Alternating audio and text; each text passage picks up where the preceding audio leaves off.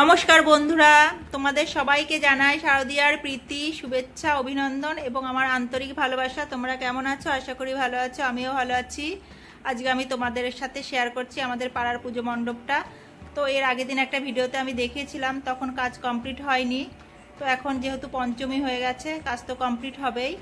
আর এটা ছিল আমার চতুর্থীর সন্ধ্যের ভিডিও। অনু ওর বাবার সাথে চলে গেছে ঠাকুর দেখতে। আমি যাইনি, আমি বাড়িতেই আছি। আমি অষ্টমী পুজোর অঞ্জলি দেবো যখন, তখন যাব। আর একদিন যাব রাত্রেবেলা, পাড়ার পুজো বলে কথা, রাত্রেবেলা না বেরোলে হয়। আর এই বন্ধুরা দেখো, এই জলের জায়গাটা কি ভালো লাগছে, চারিদিকে জল আর মাঝখানে রাধাকৃষ্ণ ঠাকুর।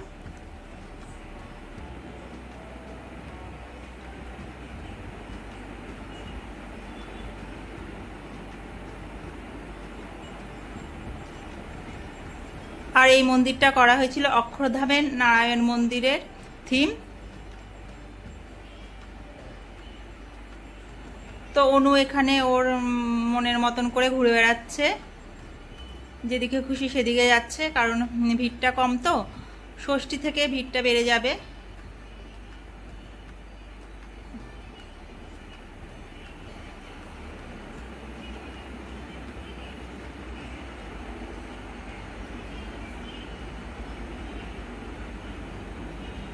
তো এবার একদম প্রতিমা দর্শনের জন্য ভেতরে চলে গেল। তো তোমরাও আমার সাথে প্রতিমা প্রণাম করে বলো, জয় মা দুর্গা।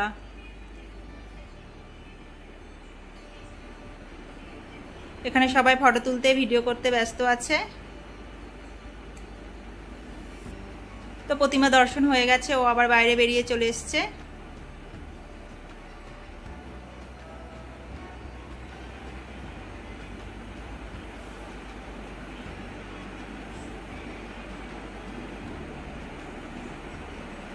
এরপর আবার ও একটু নিজের মনের মতন করে ঘুরে বেড়াচ্ছে।